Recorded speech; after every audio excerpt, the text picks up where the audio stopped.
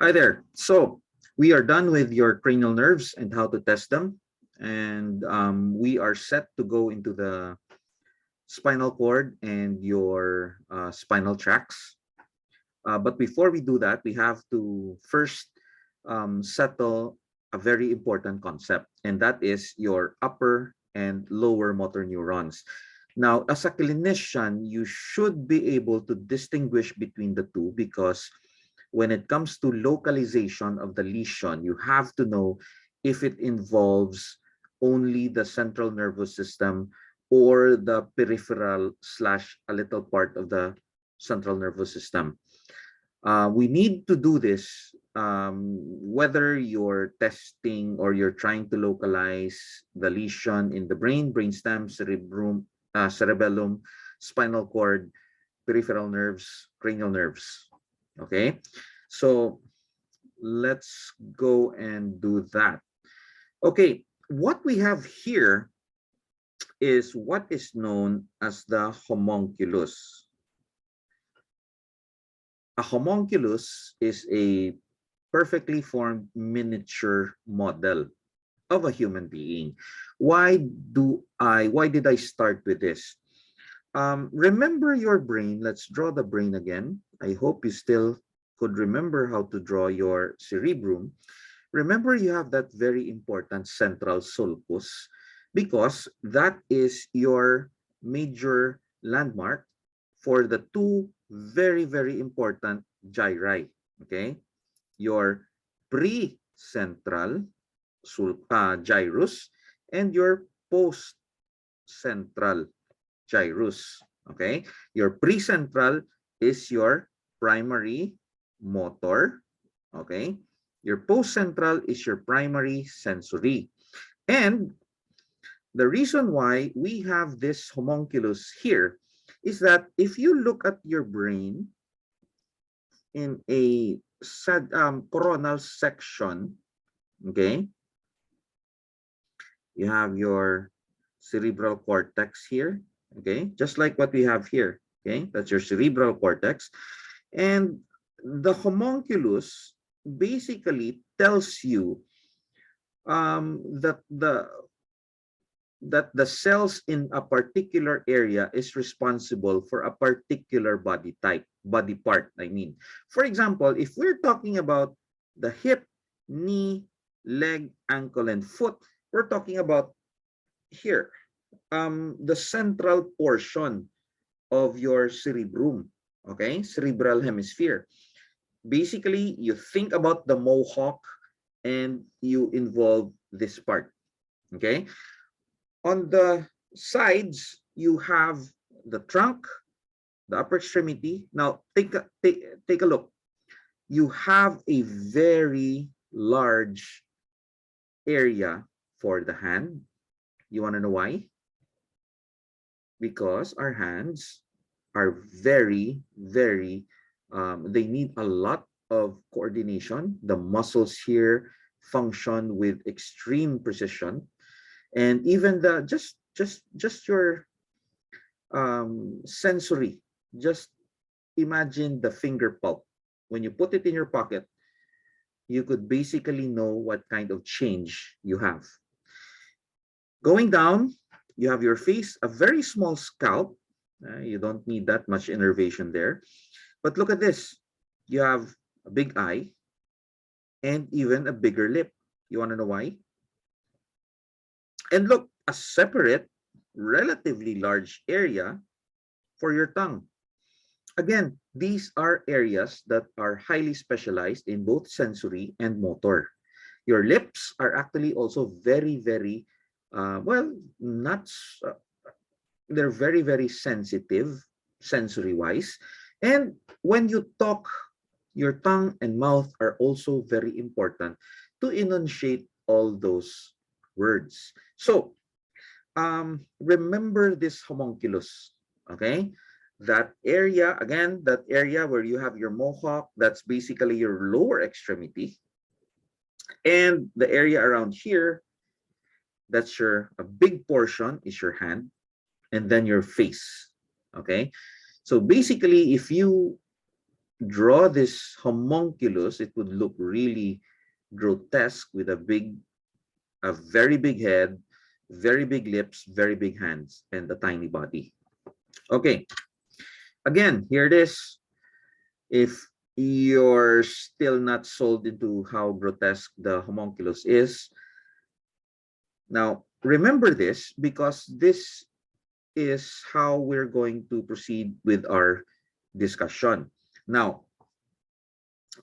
let's draw your upper and lower motor neuron. Now, so it goes to show, I mean, it's pretty obvious. We are talking about motor neuron, okay? We can talk about your sensory later on, but the most important first for now is your motor neuron. And if you understand the difference between the upper and the lower motor neurons, congratulations, because a lot or many medical students and even quite a number of doctors could not even explain the basic differences of your upper and lower motor neurons. So let's begin. Let's draw your brain. Let's draw your cerebral hemisphere in your coronal section. Okay. Let's draw your gyri and your sulci. Oops. Forgive me for not making it very symmetrical, but okay. There you go. You have your cerebral cortex. You have your corpus callosum here. You have your third ventricle here. You have your thalamic nuclei. Okay. So you have your cerebellum here, and then your brainstem under that, or just in front of that. Now, let's start with your precentral gyrus. Okay. Precentral, again, it's in front. It's your primary motor cortex. So let's say we're talking about your right index finger. So that's going to be the left hemisphere. Why? We all know other side controls your hand. So if it's the right, your left brain controls it. Okay, so basically your area here is the one responsible. So let's draw your motor neuron there in your precentral gyrus. So it has your, let's draw the neuron for a while. It looks like this. It's called the Purkinje or your pyramidal cell. Okay. Try Googling pyramidal cell and you would come up with this. It basically looks like a pyramid. And it is a motor cell. And you have a long axon here. So the axon goes down. Okay. That's, well, along your corona radiata. And then your internal capsule. Okay. So your internal capsule goes down into your crucirebri of your midbrain. It goes down through your pons and then through your medulla. Okay. Now, once it's in the medulla, remember your medulla is divided into 4 areas. The lowermost area is the area where you have your pyramidal dissociation, meaning your pyramids, the fibers, the axons from your pyramids, they cross. Okay, they cross. So they cross and then eventually they synapse with a particular area in your spinal cord. Okay, let's draw that now. So your spinal cord is different in that your inner layer is gray, your outer layer is white. That's different from your brain. Okay, so this pyramidal cell basically eventually synapses with your second neuron here. Okay, And that is what we now call your AHC, your anterior horn cell. And it all makes sense because it's in the anterior horn of the gray matter in your spinal cord. It looks like when you draw the anterior, the gray matter of the spinal cord, you simply draw something like a butterfly or an H, and then the anterior part here is motor, the posterior part here is sensory.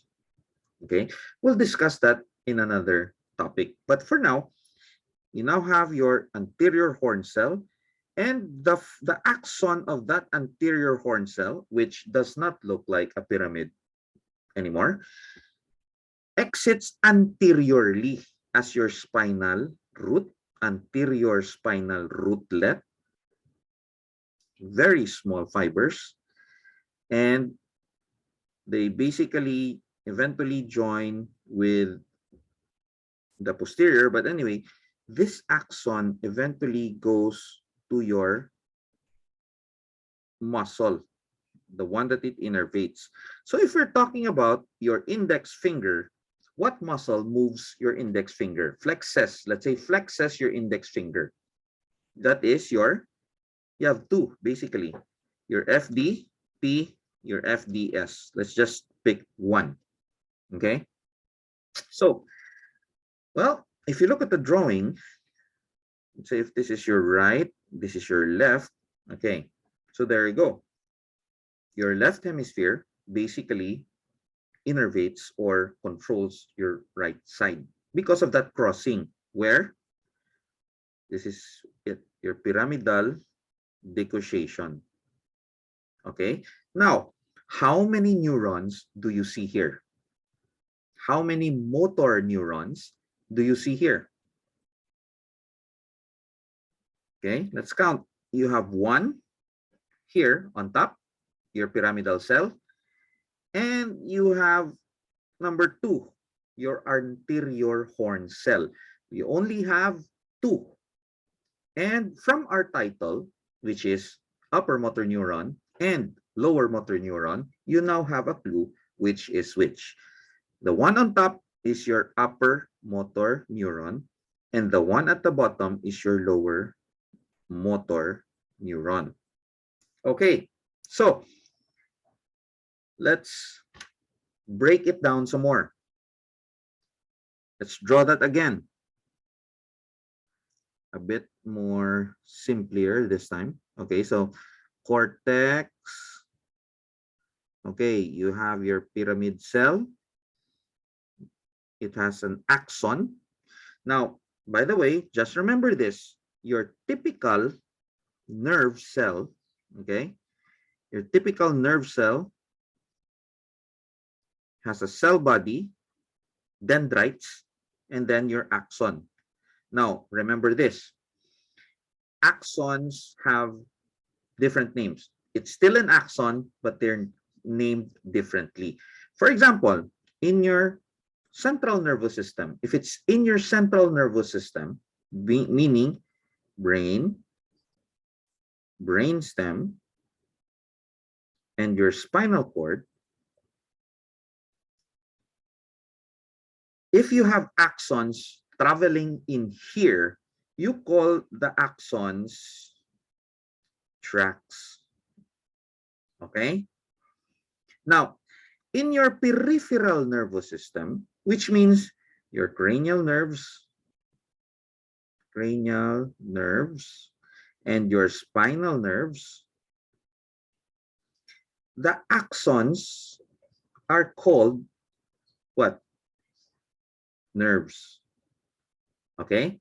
So if you read the textbook, you see tracks, they're just axons. You see nerves, nerve fibers, they're still axons. The same thing. Okay?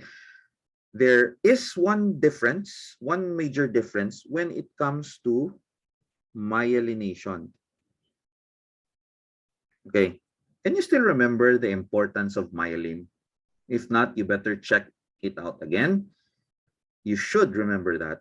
But anyway, in terms of myelination, in the CNS, It's different from the peripheral nervous system. In the peripheral nervous system, your myelin sheath is provided but by that very famous cell, your Schwann cell. Someone called it Schwann shell. It's a Schwann cell. Okay. If this is your axon, one Schwann cell, another Schwann cell there.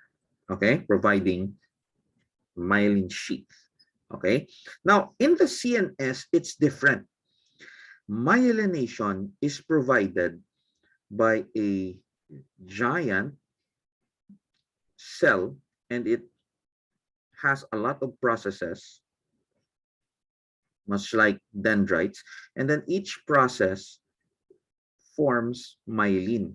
So if you have a fiber here, it provides myelination there. You have another fiber here, it provides myelination here. It's a pretty big um, cell. It's part of your glial cell family, the supporting cells in your central nervous system. It's called your oligodendrocyte. Okay, so that provides your myelination in your central nervous system. Okay, so let's draw that again. I don't want to use that because it's ugly. Okay, so you have your brain, you have your cerebral hemispheres, you have your cerebral cortex there. Okay, let's say your big toe. Okay, this is your thalamic nuclei here. Okay, your corpus callosum. So your big toe, let's say this is right, this is left, your right big toe. Flex your right big toe. So what happens? Your pyramidal cell in your precentral gyrus governing your big toe probably is located here.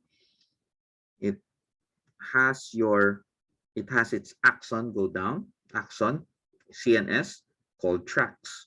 It's going down from the head, going down to your spinal cord. So it is a descending tract. Okay. So it goes down. So it accompanies other fibers in your corona radiata, internal capsule. It goes down through your crus cerebri in your midbrain, down through your pons, okay, down through your medulla, okay, and just before it becomes your spinal cord in the lowermost portion of your medulla, it crosses, and that's your pyramidal decussation. I have to repeat this because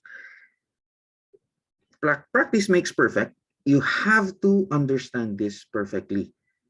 If you can explain this to your classmate, then you would have already understood the whole concept. But anyway, it crosses to the other side and then goes down some more until it reaches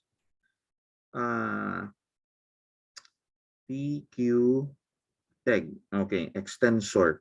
So somewhere in your L5, okay, L5 level, you have your spinal cord there, gray area, gray matter in your spinal cord. You have your anterior horn cell there, okay, and out goes your spinal rootlet. Now this is no longer called a tract, that is now a nerve. This one is called a tract. This one is called tract. Okay, so now out it goes, and it, let's say, wiggle your toes or extend your toes. Let's just go for extending your toe. That's your extensor hallucis longus or brevis. Okay, so there, it makes your toe wiggle. Okay, so you basically have two major motor neurons there. One in here, in your precentral gyrus, that's your upper motor neuron, and one here, lower motor neuron. Okay, why all the fuss? Now, just look at this. Just look at this drawing. Okay, this drawing here. Look at all the structures there. Okay, let's say the patient could not move the lower leg, the right lower leg, or let's just say the patient could not move the right big toe. So, what could be the problem? Muscle, possible. Tendon, possible. Nerve, possible. Anterior horn cell, could be. Corticospinal tract, maybe. Internal capsule, corona radiata, maybe. Or cerebral cortex. So you have a lot of structures there that you have to check. Now, of course, if you know how to test initially, if it's an upper motor neuron problem or a lower motor neuron problem, then you can already eliminate half. Okay, so for example, if you did some tests and you were able to see, it's a lower motor neuron problem, then all you have to do is localize here. And that cuts your differential diagnosis. Okay, so that's why it's very important. Now, let's go again. Now, remember that we once talked about the reflex arc? Remember when I told you that with a single stimulus in a reflex arc, you are testing so many parts? Remember when I said that? That is basically what you're going to do to check a very good indicator, a very good test if you want to check for, or if you want to differentiate between upper and lower motor neuron problem. Now, let's draw your reflex arc.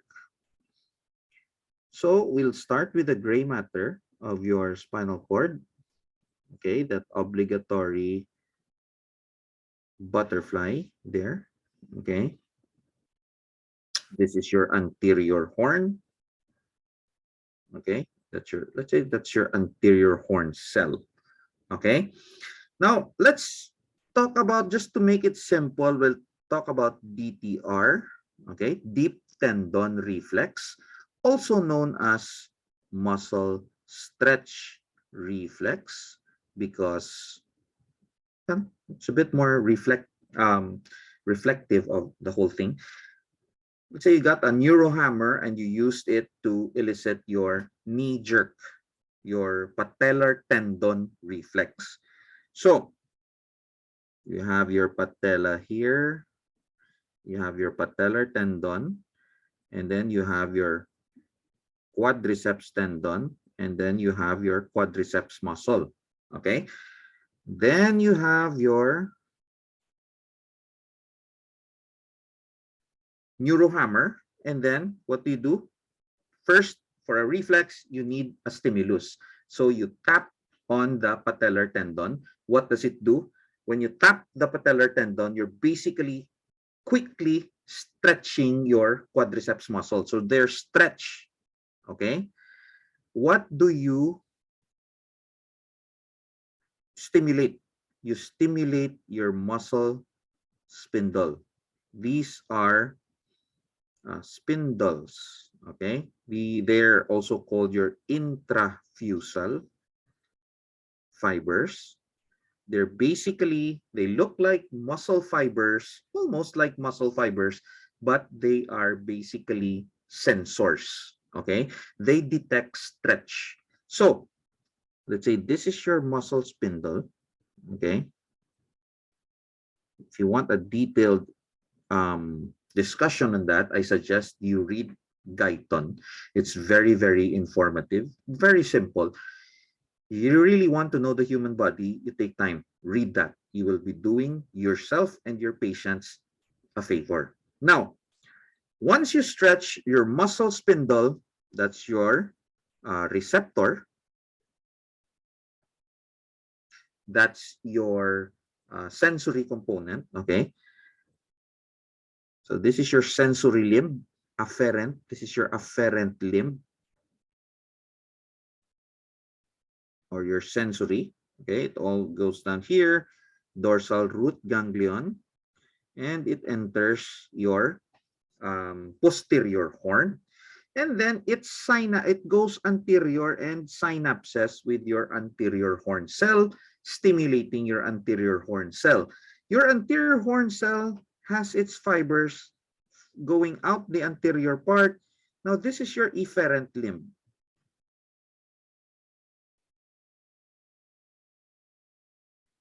Okay, that's your efferent limb. It goes out and then it basically stimulates your majority of, or your both your intra and your extrafusal fibers, your millions and millions of extrafusal fibers. And what happens after you quickly stretch your quads? It contracts. Okay, so basically this is your reflex arc. So when you have a reflex arc and it works, what are you testing? What are you're basically showing your receptors, your muscle spindle works, your sensory nerve works, your dorsal root ganglion works, your posterior horn cell works, your anterior horn cell works, your motor nerve works, your neuromuscular junction works, your muscle works. So basically, you are checking a lot of structures with just one simple test. Isn't that smart? So, how many motor neurons do you see in this picture? You can see only one. If I ask you, how many neurons do you see in this picture? You would be right when you say you see two, because the dorsal root ganglion is another neuron here. But we're talking about the motor neuron in the reflex arc, and this is your motor neuron here. Surprise, surprise, anterior horn cell. What did we say in the previous drawings?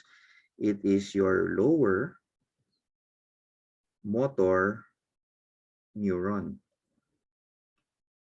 Okay, so basically, when you do a reflex arc and it is either, you can see that there's a reflex arc, whether it is normal or let's say hyper reflexic, or if it's a bit hypo but not really zero, no, a little bit lower than that. Pero, okay, let's delete the hypo just so that you won't get confused. But if it's normal or even hyper, you would say that your reflex arc is basically intact and that your lower motor neuron is intact. You might also encounter the term motor unit. And that's basically your anterior horn cell, your lower motor neuron, one anterior horn cell, okay, like this, and its fiber, and all the muscle fibers that it innervates, that's your motor unit. So you have your anterior horn cell, your motor nerve, and all the muscle fibers it innervates. Now, for a big muscle like your quadriceps, you have thousands of anterior horn cells, individual anterior horn cells, moving that one. Okay, so once you have a reflex arc, an intact reflex arc, you're basically checking, you're basically proving that your lower motor neuron is intact. Even if you take out the upper motor neuron, your reflex arc is still there. So for example, a patient comes in, the patient could not extend the knee, no? So he cannot voluntarily contract his quadriceps enough to extend the knee. So you have a paralysis of your quadriceps muscle, you take out your patellar tendon, your reflex hammer, you elicit the patellar tendon reflex, and all of a sudden you see a brisk or a hyperactive response. What can you say? How will you judge it? You would tell yourself, aha, your lower motor neuron is intact, meaning the problem is not with your muscle, is not with your neuromuscular junction, it's not your motor nerve because it's intact, it's not your anterior horn cell because it can elicit a motor response. What's the problem? It's probably upper motor neuron. So now you basically, you have smartly eliminated one half of your problem. Now you focus on the central nervous system, your upper motor neuron. So that's how you do it. Okay, again, let's uh, draw that. Let's make a table. Okay, let's make a table. Now, upper motor neuron lesion. Okay, and here we have your lower motor neuron lesion. Okay, how would you differentiate? Let's talk about the first thing that we talked about, your reflex.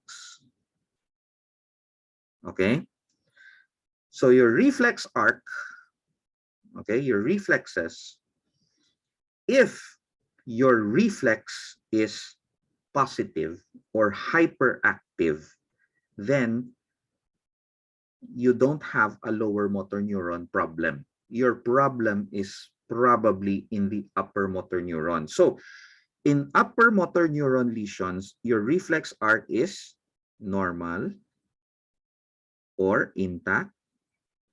In fact, it is hyperactive.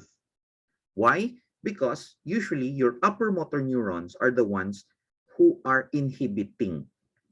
Okay?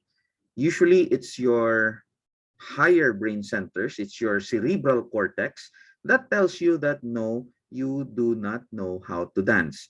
And then when you start drinking alcohol, you lose that inhibitory advice from your cerebral cortex, your limbic system, your amygdala is probably telling you, you're a great dancer. Forget, don't obey, don't listen to your cerebral cortex. He's drunk anyway. You can dance. Go dance in the table and jump out the window.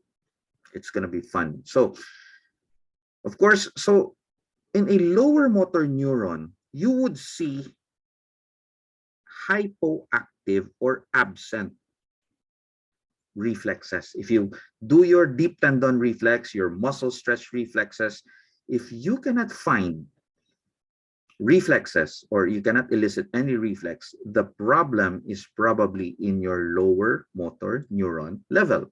Okay, next, talking about reflexes, let's talk about pathologic reflexes. Now, your pathologic reflexes, these are reflexes that once you have those when you're still a baby, when your central nervous system is still immature, you have these very primitive reflexes. And as you grow, as your brain matures, your upper motor neuron, your higher brain centers sort of inhibit them, make them disappear. Okay, they inhibit it out of existence. So if you have a normally functioning upper motor neuron, it inhibits those kinds of pathologic reflexes. But if your upper motor neuron, who is such a prude, who usually inhibits, if they disappear, if they have a problem, if they are damaged, your pathologic reflexes, they emerge. And what are these pathologic reflexes? Your Babinski, okay? You have a lot of pathologic reflexes. You have Babinski, Chaddock's, there's a lot. Another very revealing one is your clonus, okay? Your clonus is a muscle stretch reflex that doesn't stop. So for example, if you have an ankle, let's say you elicit the gastrocnemius. So the gastrocnemius contracts. Once it contracts, it stretches your extensor hallucis. So your extensor hallucis again now has its reflexes triggered, so it contracts like that. Now your gastrocnemius, again, because of the sudden stretch, it gets triggered. It does this. It's a vicious cycle. So your ankle clonus sort of flaps like that. I'll show you a video in this group page. But those are your pathologic reflexes. Now, if your problem is in the lower motor neuron, you will not have those reflexes. Okay? Actually, these pathologic reflexes, they're even called your long track signs. Okay? So when you see those long track signs, the problem is your upper motor neuron. Remember what we said. As long as you have reflexes, your lower motor neurons are most probably intact. If you do not find reflexes, your lower motor neuron is probably not intact. Okay. How about um, atrophy? Muscle atrophy because of disuse. Your legs are paralyzed, so eventually they become atrophied from disuse. You would find that there is atrophy in your upper motor neuron, but there is a lot more atrophy in your lower motor neuron because there in upper motor neurons, if you have a problem with your upper motor neuron, it means your lower motor neuron is still intact. And your lower motor neuron, it still discharges impulses that maintain a little bit of muscle tone. So it won't really become atrophied very fast. But if your lower motor neuron, like your anterior horn cell, or you have your motor nerve cut, there's no longer any impulses that maintain a little bit of your motor function. So it's muscle tone. So it's really flabby. And speaking of which, when we talk about muscle tone, you have flabby, and we call it flaccid paralysis. Flaccid paralysis is when you hold on, if you touch your muscle right now, you touch your forearm, how does it feel? It feels soft, but you feel that there is a little bit of, it's a bit rubbery. It's not very, very soft, okay? That's what you call your muscle tone. Now, in a flaccid paralysis, in a flaccid muscle tone, it's your muscles really, really soft. Why? Because your muscle tone, the way your muscles seem, what's the term? Opposite of flaccid. It's a bit firm because you have muscle tone.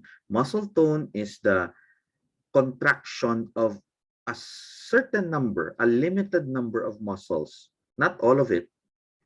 Okay, so that's your muscle tone. You still have a little bit of muscle tone or muscle contraction, maintaining your muscle tone normally. So if your lower motor neuron is destroyed, you have flaccid paralysis, meaning you have very little muscle tone.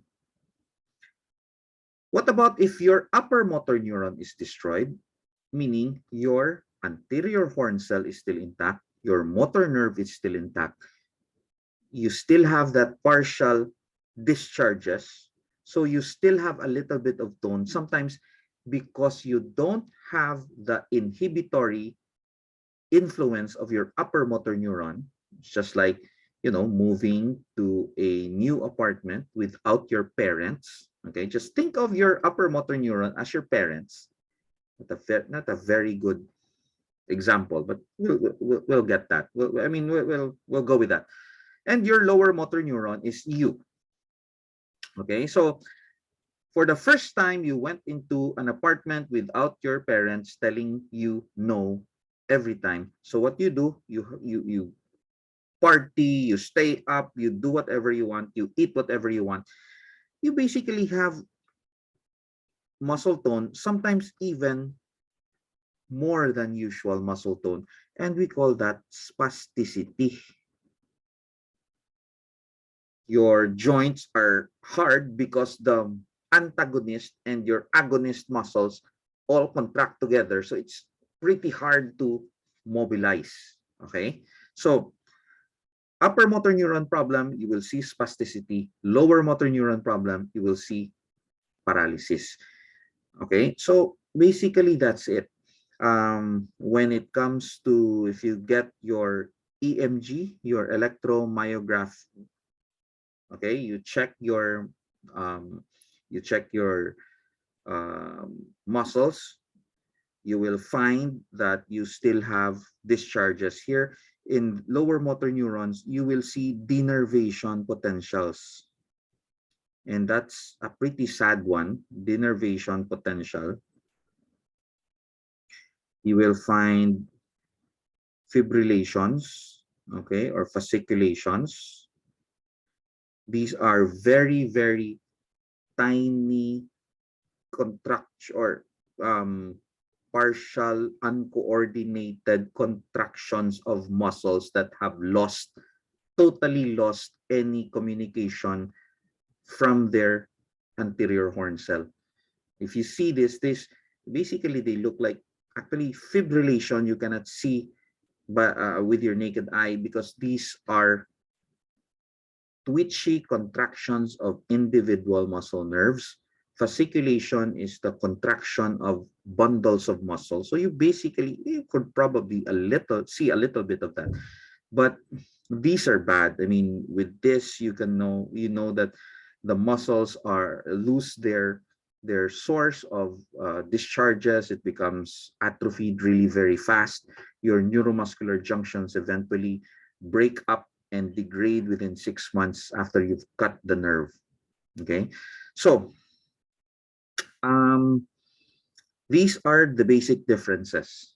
Okay, so when you examine a patient, you check these, and you basically can see whether the lesion is in the upper or in the lower motor neuron. Now, let's have some exercises after this. Okay, so we'll end here, but your upper and lower motor neurons will not really disappear from your career. It will be with you until the day you die. So, speaking of death and the end, this is it. Thank you for listening. Why did you show a humble?